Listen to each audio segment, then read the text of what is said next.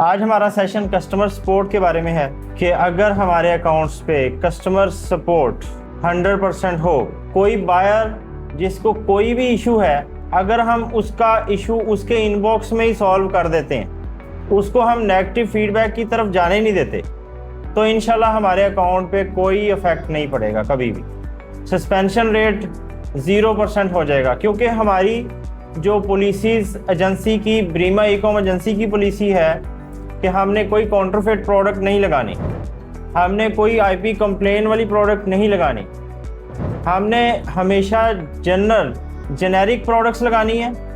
और कभी भी सोर्सिंग ऐसी नहीं लगानी कि जिसके रिव्यूज़ कम हों। सोर्सिंग हमेशा ऐसी लगानी है कि जिसके रिव्यूज़ बहुत ज़्यादा अच्छे हों। ठीक है, तो इस बारे में आज हमारे जो टीम मेंबर हैं अली ज़फ़र, उनसे हम पूछते हैं कि कस्टमर सपोर्ट को बेहतर बनाने के लिए क्या क्या इक़दाम करने चाहिए। जी अली। जी, मैं आज कस्टमर सपोर्ट के मतलब बात करना चाहता हूँ। कस्टमर सपोर्ट, जिस अकाउंट की कस्टमर सपोर्ट 100% नहीं होती, वो अकाउंट डी रैंक हो जाता है। सबसे पहले जिस अकाउंट की 100% कस्टमर सपोर्ट नहीं होगी, उस पर नेगेटिव फीडबैक ज़्यादा से ज़्यादा आएंगे, और जैसे हमारे अकाउंट पर नेगेटिव फीडबैक्स आते हैं तो हमारी सेल डिक्रीज हो जाती है उसी वक्त। ईबे का एल्गोरिथम ऐसा है कि वो एआई सिस्टम है सारा।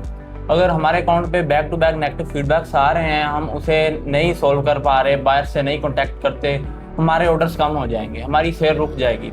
उससे क्या होता है, अकाउंट डी रैंक हो गया। जब एक दफ़ा अकाउंट डी रैंक हो जाता है तो उसे दोबारा ऊपर लेके जाना थोड़ा सा डिफ़िकल्ट हो जाता है। इम्पॉसिबल मैं इधर नहीं कह सकता, क्योंकि पॉसिबल है ये। दोबारा हम अकाउंट को रैंक कर सकते हैं अगर अच्छी कस्टमर सपोर्ट 100% की जाए। सबसे पहले एक आइटम का ऑर्डर आता है हमें, वो आइटम इन ट्रांजिट डैमेज होकर बायर के पास पहुंचती है। जब बायर को वो आइटम रिसीव होती है तो बायर उसे ओपन करता है, देखता है ये आइटम डैमेज है। अगर तो वो बायर आपके इनबॉक्स में आके आपको कंप्लेन करे, आपसे कहे मुझे रिफंड दें काइंडली, ये आइटम ऐसे है, उसने आके मैसेज किया इनबॉक्स में, आप प्रोफेशनल वर्क नहीं कर रहे। आपने क्या किया, उस मैसेज को देखा और अनरीड करके छोड़ दिया।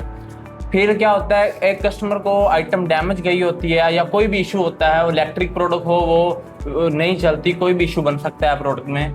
अगर वो कहेगा एक तो इस सेलर ने मुझे आइटम ठीक नहीं पहुंचाई, वो इस बात का नहीं होगा, वो ये नहीं सोचेगा कि आइटम इन ट्रांजिट डैमेज हुई है, इसमें सेलर क्या कोई मिस्टेक नहीं है, कोई गलती नहीं है, वो डायरेक्ट सेलर को ब्लेम करेगा।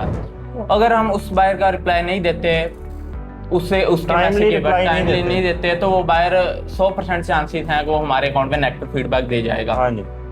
अगर उस बायर को उसी वक्त रिप्लाई किया जाए, उसके साथ अच्छे तरीके से बात की जाए, सॉरी की जाए, तो हमारे अकाउंट पे कभी भी नेगेटिव फीडबैक नहीं देगा। मतलब उसे रिप्लेसमेंट दे दी जाए अगर कोई डिफेक्टिव है तो। जी। अगर वो रिटर्न करना चाह रहा है तो रिटर्न करके उसको फुल रिफंड कर दिया जाए। ठीक है, तो इस तरह से हम बहुत अच्छे तरीके से अपने अकाउंट्स को रन कर सकते हैं।